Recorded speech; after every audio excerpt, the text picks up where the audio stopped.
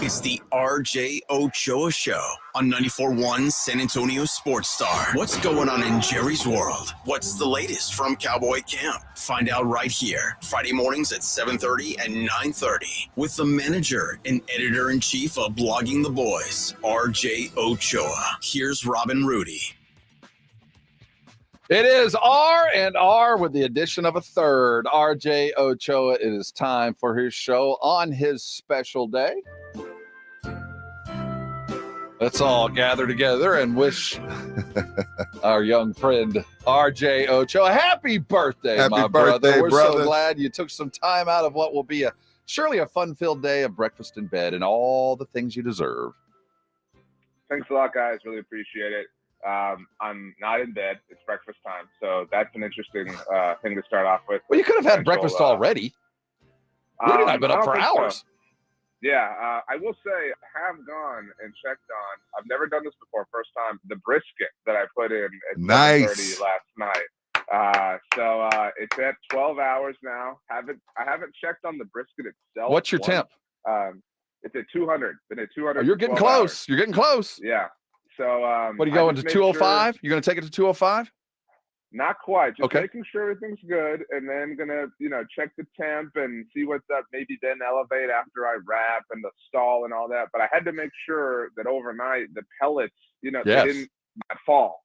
Sometimes that happens. They don't fall. So I had to make sure we're good. But it's been a smooth operator kind of night. So you made some brisket for your birthday. We're at hour 12. I know the drive. I can get there by the time you're cutting it. I think so. I mean, you could also hop on a plane. They fly direct. You know what I mean? If you want to take a nap yourself, you have them up for a few hours, like you mentioned. But there's more than enough to go around. You're officially a married man with children when you're cooking for your birthday. For your birthday overnight. That's a part of being a man that's married with kids. We cook for ourselves on our birthdays. You know what, Rudy? I went and bought it and did everything, and it was. The more that I think about what you say or what you said, it's like I got some jalapeno poppers, but as I got them, I was like, yeah, it's a big day. I was just kind of doing it for it was all about what I heard about, what I wanted. So I've reached that part, not quite mid or late 30s, but flirting with that line as of today. Well, happy birthday, brother! Yes, it's a blessing. It's a blessing, and I'm sure you've been blessed 1,000 times over, far more than you've ever deserved. And we miss you many more. As we come into the bye week, now we were talking earlier, RJ, about the Jacksonville Jaguars. You look at them and 5-2, they're living up to all expectations. And if you'd have told me at week 7, going into the bye week, the Cowboys were 5-2, I think I would have said in August, all right, I'm down, I'm good. I think that's not bad, but I don't feel that way today. Yeah, 4-2 just before anybody comes to you. Sorry. Yeah, but. I agree with you. The proverbial, like, if we played the schedule out, back in, when we were at the San Antonio Sports Star House in Oxnard, we would have said, look, they're probably going to lose to the 49ers. And then they're the Cowboys. They're going to stub their toe. Yeah. The remaining 5 games, even if they weren't the Cowboys, it's the NFL. Like, weird crap happens. Like, and everybody, I think, would have said you might lose to the Aaron Rodgers Jets again at the time. Right. At the time. Right. And so, I agree with you, but it is the how of how we've gotten here that I think is a bit disconcerting. The offense in particular, they rank 18th right now by DVOA, which is struggling. You're not a top half offense right now. And it's cool that on Monday, for the first time, you were required to go all 10 rounds and that you came out on top. But that formula of great defense and just enough, and not even just enough. It felt like Dak Prescott scraped every inch off the bottom of the barrel on Monday night, and they barely won. And, they still got to play Miami. They still got to play Buffalo. They still got to play Detroit. Still got to play Philly twice.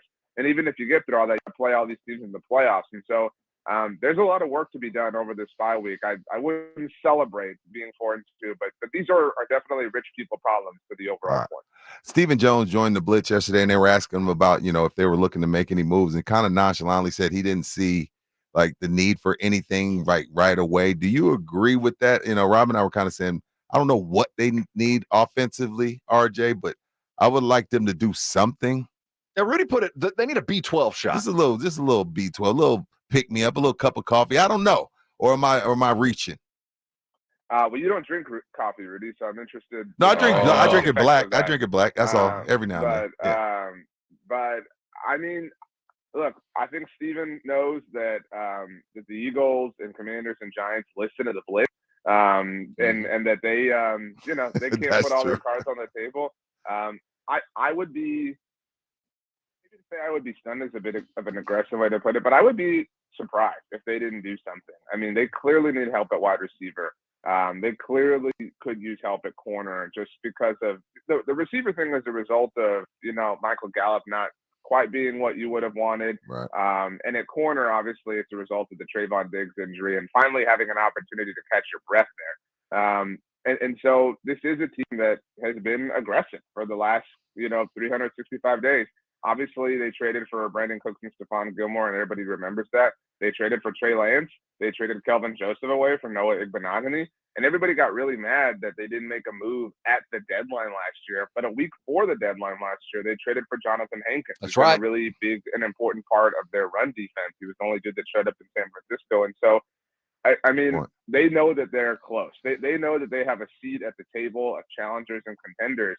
And they have not acted like a team who's willing to rest on their laurels. And so I would be stunned. It may not be the flashy Patrick Surtain move that a lot of people want it to be, but I would be really surprised to a large degree if they didn't do something to improve their roster. That's RJ Ochoa of Blogging the Boys. Make sure you're checking his stuff there on the X, all the socials. If you're a Cowboys fan, you know that you have to follow RJ. Real quick, why didn't you bring up running back? I did a stream in the BR app on Tuesday and talked about trade, ideas. And a lot of people, to your point, were like, hey, why isn't running back a discussion point? I'm kind of surprised that all of you, schmucks and Joes think that running back is a problem. So is it the line? At this point, I'm way more willing to give the benefit of the doubt to Tony Pollard and to accept that, they've played 6 games. Through the first 4, there was constant change along the offensive line. And I'm also willing to give Pollard the benefit of the doubt that I'm personally not too pleased with the offensive scheme and the offensive play calling. So I'm willing to place responsibility for the faults and failures elsewhere. And again, the way I put it, which I thought was brilliant, was if you looked at the players who hold the positions that we're currently discussing, Tony Pollard, call it Michael Gallup, and call it Jordan Lewis, because if you traded for a corner, you would kick Deron Blaine back inside the play slot where Jordan Lewis is. So, of those 3, of Tony Pollard, Michael Gallup, Jordan Lewis, who was the best at their job? It's definitely Tony Pollard. You know what I mean? And so that's why, I understand the question. A lot of people want to trade for Derrick Henry, but that's who we've been talking about. I'll pass on that personally. I'll let you guys put that in your black coffee. Well, okay, it makes some sense. So if the running game in your mind, the room is okay, but there's a problem with the running game. What's up with the line then? I mean, the line might be a little overrated. Terrence Steele's getting a little bit worked. You got to be better. Well, Steele didn't used to suck. He doesn't suck. He doesn't suck, but he's coming back from injury. You know what I mean? And plus, again, it's worth mentioning that, one of their games they played without Zach Martin, Tyron Smith, and Tyler Biadasz. And I mean, they've had this constant game of musical chairs. They've had penalties. And it's more than just that they've barely played together in terms of games. I mean, I mentioned the Oxnard House. They've barely worked together. Right. I mean, ever. Not just this year, ever. So there is a little bit of something this might be wrong, and there might be a bigger problem there, but I'm willing to give a benefit of the doubt there with regards to these things because we've seen it to different degrees before. I'm willing to bet that kind of stabilizes. They did play a stout pass rush, obviously, 2 weeks ago in Niners, and it's not like Joey Bosa and Khalil Mack suck. So, I mean, plus Mike McCarthy, as credit as I want to give him and as much credit as I want to give a fellow recurring guest here on R&R in the morning, I mean, dude needs to figure this crap out. Here we go. I've been very patient with him, and more patient, I think, than most. And we're reaching a point where, it's starting to get a little bit too difficult to do that. You know what, RJ? I'm hesitant to criticize him too, because I don't want to say things about him that I wouldn't be willing to say to his face. But this is the thing. The thing I didn't take into account is he looks like, players come back from injury rusty. He looks rusty. He can't find his rhythm. Nothing seems to flow. Like, I never took into account that. Like, I just figured, like, hey, he's an offensive guy. He'll grab his play sheet and all will be fine. But he looks rusty and nervous calling every single play. I've never seen a coach look with that level of anxiety that I saw Monday night in LA. Yeah, I mean, it feels like somebody who's like, oh, I took Cal 2 in college. I still have the book. You want me to open it up? And That's what it feels like. That's I mean, I think that's some of it. I also think so Jane Slater, who I know is a friend of the station, right. was she was on Around the NFL's podcast on Monday night recapping the game. And I'm paraphrasing here, but she said something along the lines of that she had asked somebody if the way that the plays were being called, if they were done so to mitigate all the interceptions from last year, which were obviously this massive talking point. And she said that the answer that she got was like, I'm not going to talk about that, like, which was just kind of, interesting and leading her to believe that may be true. Again, there's a bit of inferring and assuming happening here. But I don't think, I'm willing to give some life to that hypothesis at this point. And I think that the interception chatter was dumb, but it was so loud that, Mike McCarthy's human. It would be impossible not to ignore. And they're so risk averse in that sense. What? I wrote this article that'll come out today about how Dak is not targeting the middle of the field at all. At all. And dude, you got to loosen the purse strings here, Mike. You got to be willing to challenge. Like, you cannot just nickel and dime your way through against the elite offenses in the NFL. That's not going to be. You cannot live with these sideline dump off throws week in and week out. You have a quarterback who can make these aggressive throws. You got to be willing to do it. You got to be willing to put the ball in harm's way. I think in an effort to, keep ball safe, they've maybe neutered the offense's potential a little bit, and we've seen that play out through the first 6 weeks. And it's difficult to say because you can't it's have obvious. it both ways.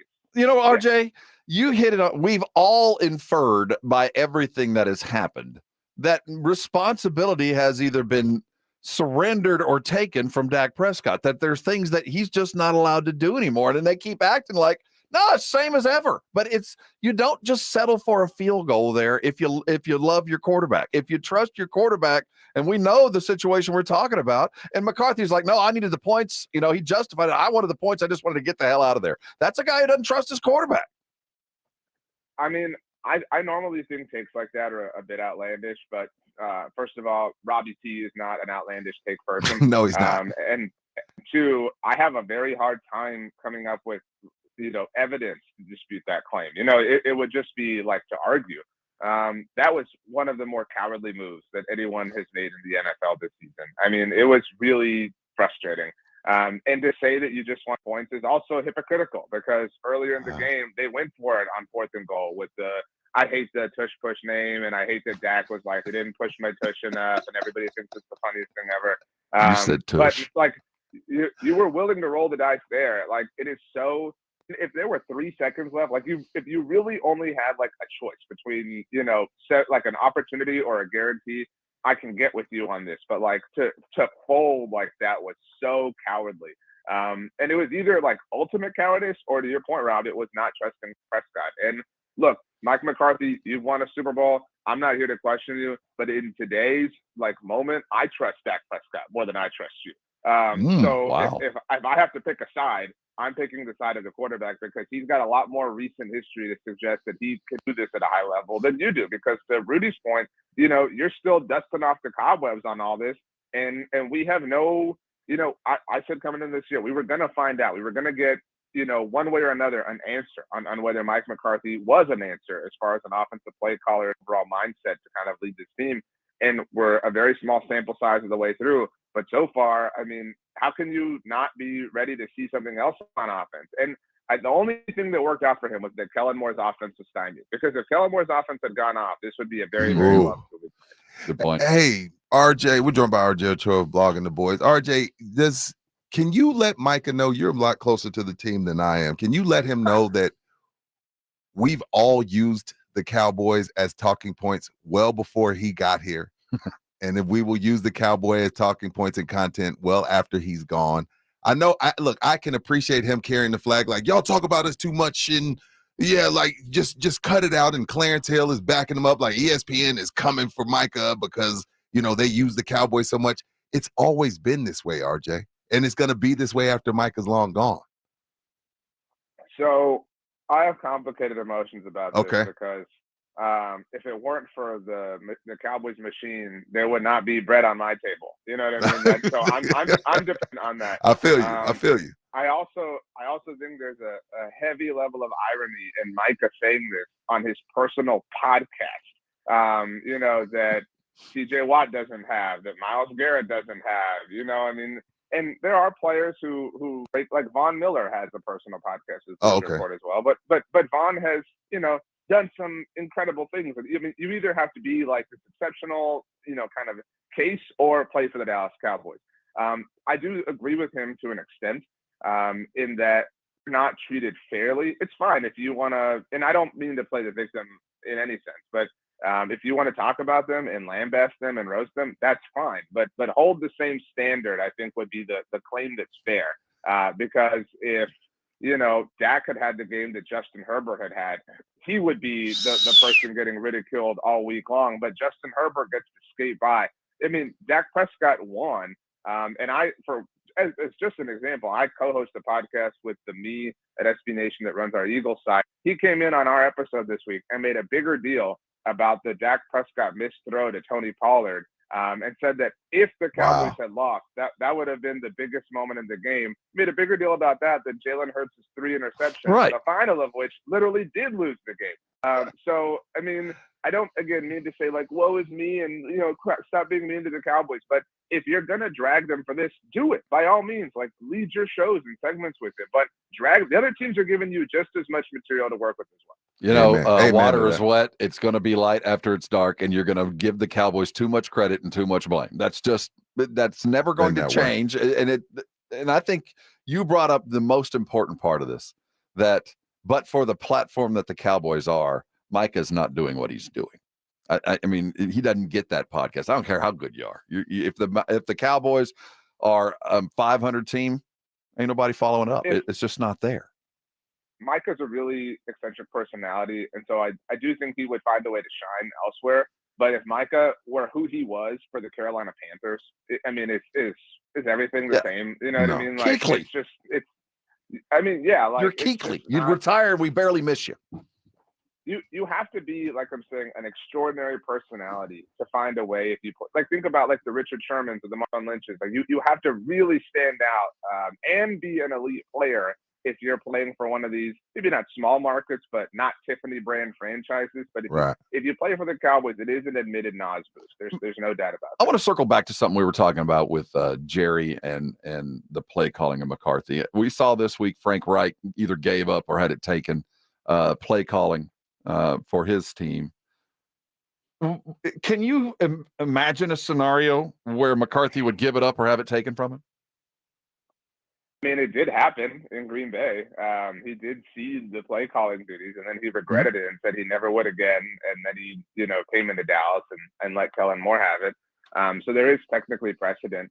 But at this point, I think it would be done. Yeah. I really do. To take this, you have to see this through. You have to know. You have to be able to, at the end of whether it's this year or whenever, the Mike McCarthy year, you have to be willing to say, we gave it its total and true effort. And we learned that it was not the right way to go. We made a mistake, but at least, the worst thing to do would be to sit here in March and be like, dude, we only let Mike call games, for 6 weeks. You know what I mean? Like, what if he was starting to figure it out? Like, I recognize how foolish that sounds to people right now, but you're in the middle.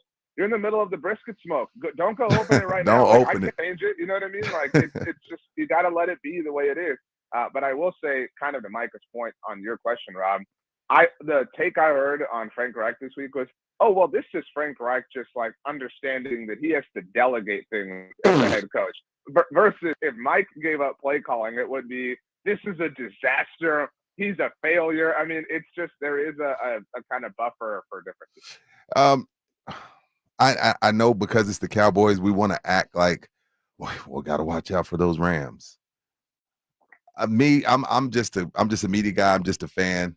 they're gonna beat the Rams. Like, bring on Philly. Like, let's see a good division matchup. I felt the same way with the Chargers. Like, look, I know that was a close game, but again, just looking at their credit report. If I look at the credit report, they don't lose 2 in a row, and they're gonna be coming off of a bye. I think they beat the Rams. I'm gonna pull a CD Lamb and just bring on Philly. I mean, I know we want to talk about it and make it out to be a thing, but the Rams aren't very good. I'm kind of with you. I'd be interested to see what the line is, but I'd say it's probably something like Dallas 3.5, Dallas Something like 4 at home. Yeah, they should win. And the Philly game, though, unlike the Niners, it doesn't carry the same juice as the Niners game. I mean, I heard you get to say see that them on Up again. and Adam. I almost threw my laptop, but okay, I kind of see where you're coming from. I mean, Dak is 8-3 against the Eagles. Yeah. You know what I mean? Like, there's not this, and I'm not trying to drag them or disrespect them, but like, there is not this like hill they can't go over when it comes to the Eagles. The way there is with the Niners. The Niners are their daddy. The Eagles are their little brother. And so like that's just the difference in this disposition. And plus, even if they lose, oh no, this stinks. We'll see you in a month. You know what I mean? Like it will work. But this is Mike McCarthy Dak, though. Isn't this a different Dak now? I think you're bringing me along. You're bringing me along to this side that Mike McCarthy has made Dak digress. Yeah, but Dak has also been Jason Garrett Dak and beating the Eagles. Now, I mean, so you could put any kind of handicap you want on him and he'll be fine. But yeah, the Eagles game will be intense. Hopefully there isn't a Rangers Phillies World Series happening at the same time, because I don't know that Dallas Philly Twitter could survive that overall onslaught against one of the. Plus, I hope the Astros are in it. But yeah, I mean, the next 4 weeks before Thanksgiving, you got the Rams at Philly, the Giants, and then you're in Carolina to see the Frank Reichless Panthers. To a degree, I mean, it'd be hard to not walk into Thanksgiving Day at 7-3 at worst. Better be in good shape for that. Sunday night, Dolphins Eagles. You're excited about that? No, you're more excited about Astros Rangers than that game. I could tell by his face. By the time they're playing, that series will be done. I'm excited. I do think I almost made the Dolphins my lock of the week. They're getting 2 points. I mean, look, again, the Eagles are really benefiting from the Cowboys machine right now. Mm-hmm. The Eagles have really struggled. And I know that everybody hyped the Bills up when they went to Buffalo as how are they getting points kind of thing, and then they got blasted. But that offense is just insane. And I really would, from an interest standpoint, like to see them get up early, like 14-point, 17-point lead. I'd like to see what the Eagles offense looks like when they have to play from behind that. We haven't seen them in that position in a long time. And obviously I prefer that they lose, but I'm interested to see what that would look like. But I'll still take the Dolphins. They'll uncork Julio Jones. That is RJ. I'm here to dominate. He is here to dominate. Let him dominate. Happy birthday, brother. Dominate that birthday. Post a picture of that beautiful brisket and happy birthday to one of our favorite guys, RJ Ochoa. I'm going to leverage you, RJ. If you want to continue to know that RJ is on Fridays, make sure you are subscribing to us. You get RJ, you liked us, and there's some food involved with that. Thanks for stopping by, RJ. Have yourself a fantastic weekend, and we'll talk to you next week.